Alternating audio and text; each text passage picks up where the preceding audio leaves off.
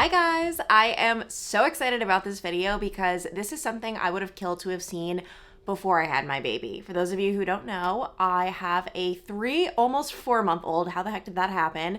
And I feel like as a mom, at least in my experience, you are just like grasping onto real content. Like there's so much content on the internet, so much glamorization and oh my gosh, life is perfect, but is it?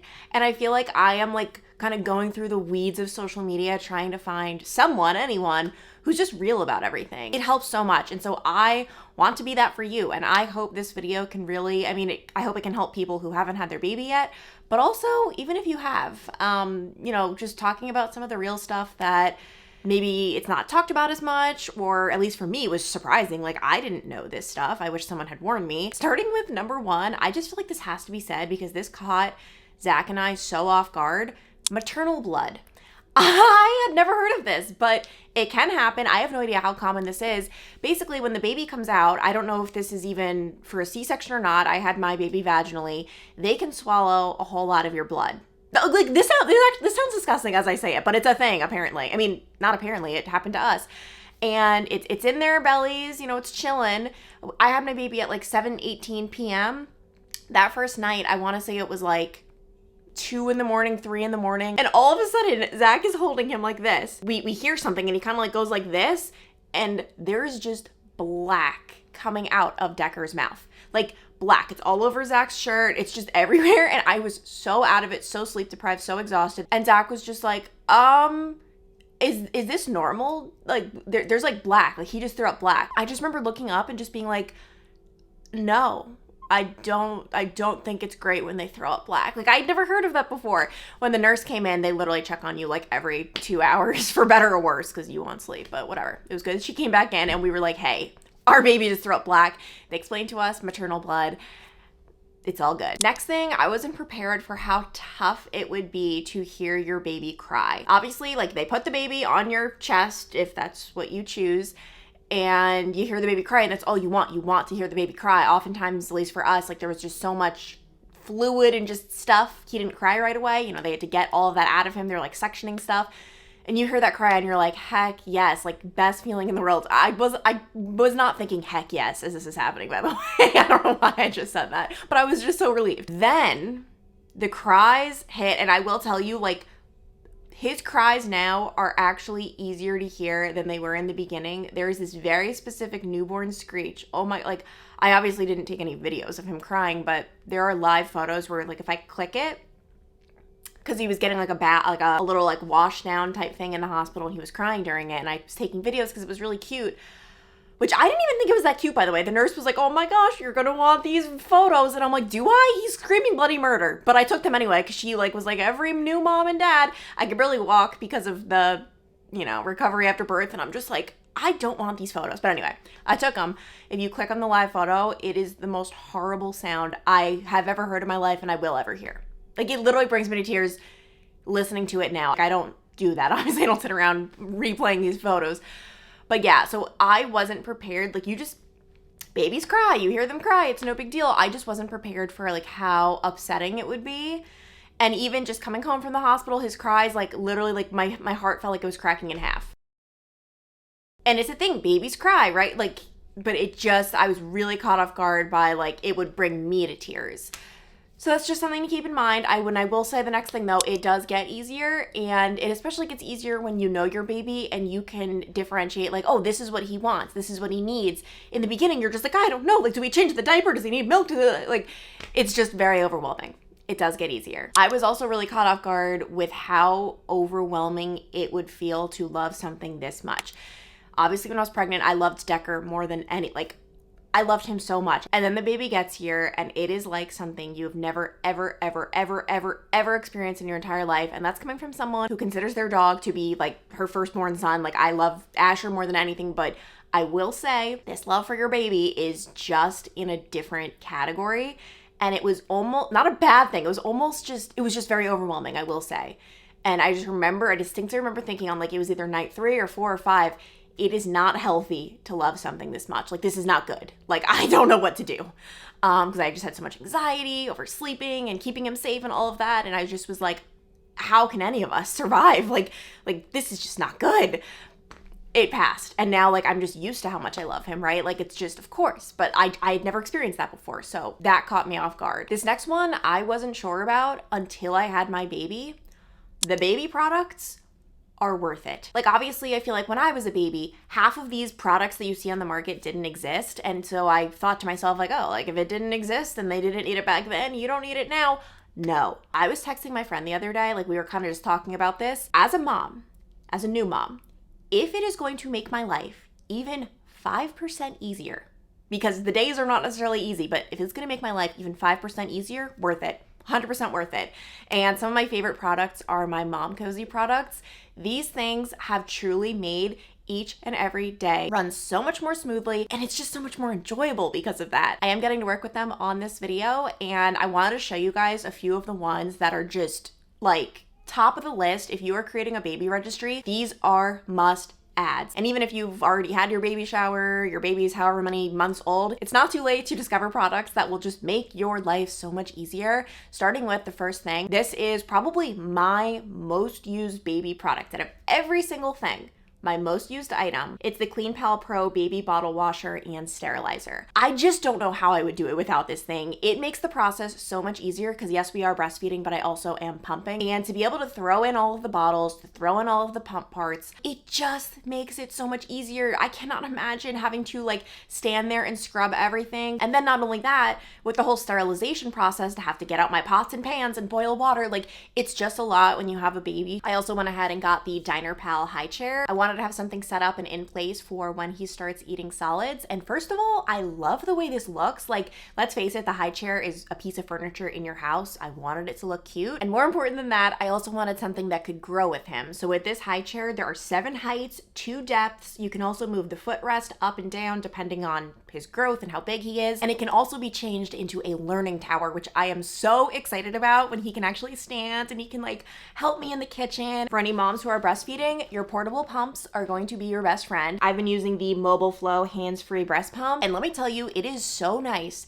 to be able to pump on the go. Even if it's just me walking around the house as I'm doing my makeup, as I'm getting ready, there are times that I don't have these pump parts clean and I have to use my hospital grade hooked up to the wall pump, and it's just not ideal. And what makes this even better is you actually hook it up to your phone. I cannot tell you how game-changing that is to be able to like put your breast pumps on, you put them like, you know, in your bra, and then you don't have to like fiddle with the buttons here. It's so hard to be able to just go on your phone and control everything from there, where you can start with the stimulation setting and you can control like how strong or powerful you want the section to be. It's just so nice. And not to mention the kit comes with everything: flange sizes, chargers, extra parts, milk collectors, not to mention this cute little case that you can take with you on the go.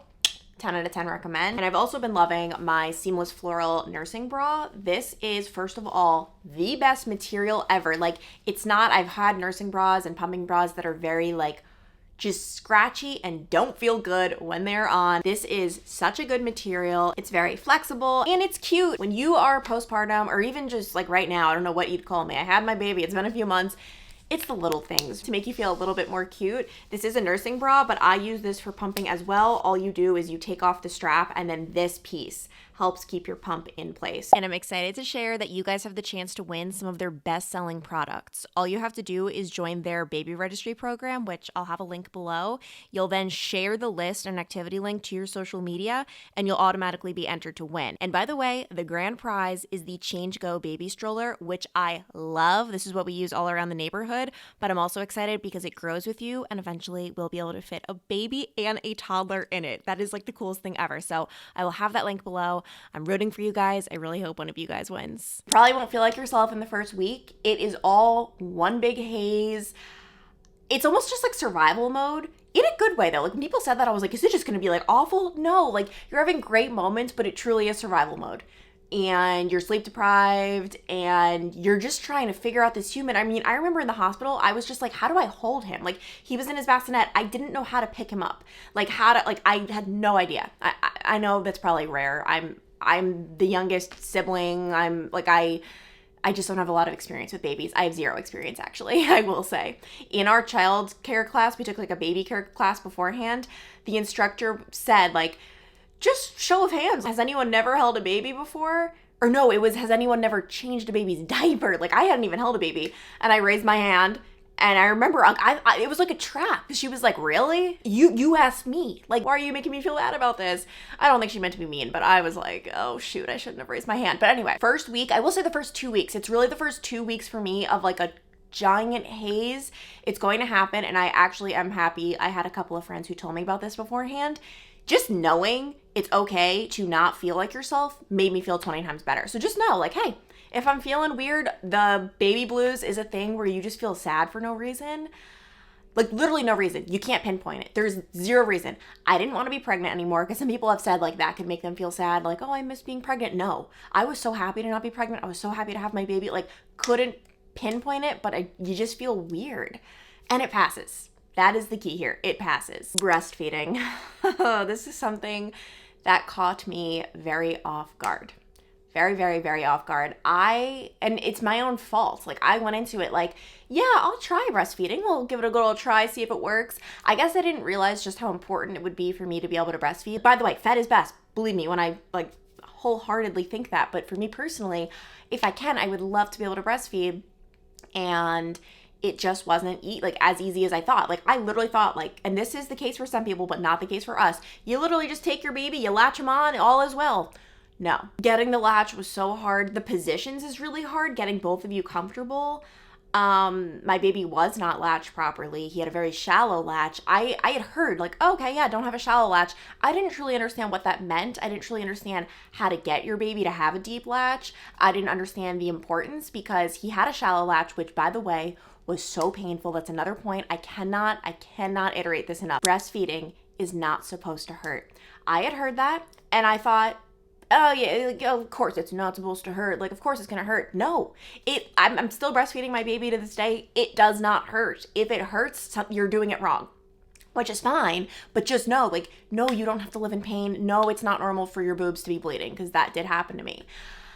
That was not fun at all. And so yeah, it was because of that shallow latch, and I would pop them on and be in excruciating pain. I mean, if your boobs are bleeding, yeah, it's painful. And I just thought, like, this is the sacrifice I have to make. Like, it is what it is. And I would sit there for the whole 20, 30, 40 minutes, however long it was, because it does take a while when they're newborns, and just be like squeezing my eyes and in so much pain. He would, like, unlatch, and I saw a little bit of like milk from his lips, so I assumed, like, well, he's getting his milk, but I didn't realize the problem with the shallow latch is, one, not only is it not sustainable because of how much pain you're in, but two, he's actually not getting the full milk he needs. Like, feedings actually shouldn't take over an hour. I mean, we would be on the couch for hours. Cluster feeding is another thing, but we were on the couch for hours because he wasn't getting enough. He was trying so hard, but a little bit was coming out. If you have a deep latch, that's how you're truly getting all of it out, if that makes sense. And I didn't know that. Next point, book the lactation consultant. I would even preemptively do this, like have them come maybe day 3 or 4 when you're coming home from the hospital, because it was life-changing for us in terms of our journey. Had I not booked that consultation, which by the way was 100% free, she came 2 days, 100% covered by insurance, we would not be breastfeeding right now. I do have to say, like, my baby was born kind of big, which I'm grateful. I wasn't grateful for when I was pushing him out, but I'm grateful for it because it gave me a little bit of padding where they weren't suggesting I like combo feed with formula. Like, we had kind of some wiggle room. So I am grateful for that. But as soon as the lactation consultant came and fixed our latch, he was off to the races. He's actually a very big guy as we speak. Like, he is a 3-month-old who is in 9-month clothing. And there's nothing he loves more on planet Earth than milk. So do research. And that's the thing, like, I did research, but it just wasn't enough. Like, I just wasn't prepared for the fact that it's not necessarily the most natural thing ever. It's natural, yes, it's natural. No, like, it's not like instinctive for me. If anything, it was instinctive for the baby. Like, right away, he's trying to latch on, but it just was not always successful. Mostly my fault, not his, ironically enough. This baby who's 2 days old knows how to do it, and I don't. Go figure. Okay, there's a chance I'm the only person who thinks this, but I wouldn't bother with newborn outfits or even 0 to 3 month outfits. Like, I'm talking about, like, things that aren't just like the zip up onesie pajamas, which, by the way, don't buy buttons. It's just a pain that no one wants to deal with. Buy the zippers, the 2-way zippers. That's what you need. Outfits, like, you're changing them like literally like 10, 12 times a day. I don't have time to be ripping off like a whole outfit each time. Like, I just need a quick zip. And honestly, Decker was only in newborn clothes for a week or two. So, like, truly, like, if I were you, and this does depend on like how big you are, how big your husband is, how big your baby's gonna be. Obviously, I know some people do have small babies, but it just, for me, at least personally, like only a few newborn onesies, and then we're getting right into the 0 and 3 month. And even then, I'm not trying to dress him in all these outfits. Like, we're just in survival mode. It's the onesies. That's where it's at. The exhaustion sucks, but is manageable. And let me tell you, I created this list 3 weeks ago. That was before our sleep regression hit, so I'm laughing at myself. But really, like, even in the newborn stage, it is manageable. I mean, you're running on so much adrenaline, and like, you got this. It's not the best, but I was really, really scared. I'm like, oh my gosh, like, am I gonna feel like I'm dying? Like, what the heck? No, because the other big thing is you have this little bundle of joy who you love so much, and so it makes it worth it. This caught me off guard. You won't have time to cook, at least for me. And I feel like that's a big disclaimer with everything, at least for me in our experience. Decker was a huge, huge, huge evening cluster feeder. I was not prepared for that. That caught me off guard. That's another one you can add to your list. If you're breastfeeding, cluster feeding was nuts. We would be sitting on the couch feeding for 7-8 hours a day. It was nuts. And a lot of that was happening in the evening times. He would start at like 3:34 and would not take more than a 5-minute break until bedtime. I literally didn't have time to cook. Like, truly, like, there was just no time in there. We were eating out a lot, and I wish we had a better food plan going into it. I know a lot of people like pre-cook before, then they freeze stuff. Like, that's so much effort, though. It really is. But we should have been prepared, because the amount of takeout we got in that first month is like, oh my God. I don't even want to know our bill that month for takeout. Like, it's not good. Ooh, every baby likes a different swaddle. I had heard that. I had heard, like, don't stock up on swaddles because you don't know if your baby will like it. But everyone had been talking about the Love to Dream swaddle, the one where the baby's hands are up. And I was like, oh, my baby's going to love it. I just know he will. He didn't love it. Like, he didn't hate it, but he definitely preferred the one where, like, he's just all swaddled up. Like, his hands are just, like, by his side. But because I had spent, like, however much money on 3 of them, like, that's kind of a lot of money. I'm pretty sure the swaddles are, like, $30 a piece. I was so determined to make it work. We'd be getting ready for bed, and I'd be trying to put him in that swaddle, and Zach was like, why are you putting him in that swaddle? He does not like it. And I was telling Zach, I'm like, this is backed by science. Babies love their arms up. Like, he must do it. It's backed by science. If I'm being honest, my decision was backed by the fact that I didn't want to say I wasted all that money. So, like, I'm like trying to make it work. Should not have done that. So my biggest piece of advice, like, please take this advice, please. Buy one of each swaddle. You don't know what your baby is gonna like. Oh, and the next thing, you and your husband might have different opinions. The swaddle thing, I mean, that's the thing though, like, we didn't necessarily have a different opinion because, like, I knew I was wrong. I just didn't want to admit it. But I mean, I'm trying to think, like, I'm sure there have been times we've had different opinions. I will say we actually have, like, worked well together in terms of what we think. We more so, like, feed off each other. Like, last night, Zach got Decker down, which I really struggled to do. And, like, I'm just, like, asking him, like, hey, like, do you have any tips for me? Like, what did you do? Like, how did you do this?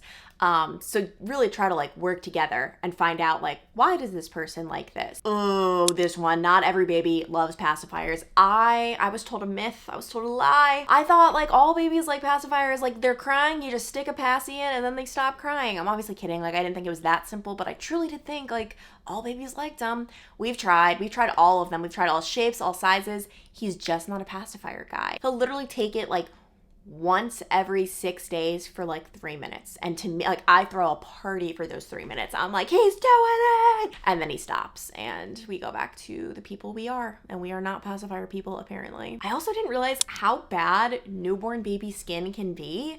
His face, first of all, he was born with what's called milia. He had like 2 or 3 of these on his face, which we learned about in our baby care basics class. So I was prepared for this, but he had that. But then also, like, his skin would literally just be peeling. And your baby's skin is so sensitive. Like, I didn't want to be putting all these products on it. I would try Aquaphor. He also had some baby acne for a bit. Like, his skin was going through it for quite a bit of time, especially very dry. I will say when we had our baby, probably plays into that. We have our heat on. It's like, colder months. And that can tend to, like, really dry out your skin, especially if you're a baby with such sensitive skin. So yeah, wasn't prepared for that, but Aquaphor really did help us in those early days when I didn't want to use any type of product on his skin. It just was too precious to put any products on. But Aquaphor is obviously very natural, but yeah, was not prepared for that. And lastly, I also was not prepared for the anxiety. I mean, I actually was. Like, I knew I would have postpartum anxiety. How could I not? I'm the most, like, anxious ridden person ever, but it goes back to, like, not being prepared for how much you're going to love this little thing. It's just hard. There's so much information out there on social media, which helps so many people and has definitely saved so many lives. But also, it just creates so much anxiety of like, this can happen to your baby, this can happen, this.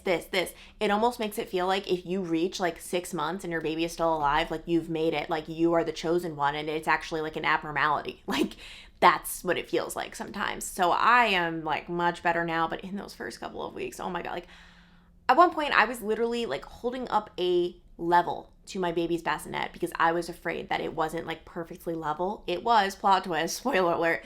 I was afraid it wasn't perfectly level, and if it was tilted even slightly, he was going to roll over onto his face and then suffocate. Like, postpartum anxiety will have you doing some crazy things. Definitely should have prepared a little more for that. But those are some of the things I wish I knew. I hope this video can help anyone in any way. I personally wish someone would have prepared me for a lot of these things before I had Decker, but either way, you figure it out. I mean, that's the bottom line. Every day is a new like discovery, a new adventure, a new problem, but you find a solution. Like, I feel like that's literally just what motherhood is. And honestly, despite like different obstacles or challenges or hard times, lack of sleep, genuinely, I would not change a thing. And I am happier than I've ever been because Decker is here. Decker's in our lives and we love him so much. So I hope you guys enjoyed this video. Be sure to subscribe if you haven't already for more mom content, mom updates, mom life. I pretty much have just been vlogging our journey, the ups and the downs, and of course I will have my social media linked below as well. It's all just at Clancy Burke. So I will see you guys in the next one.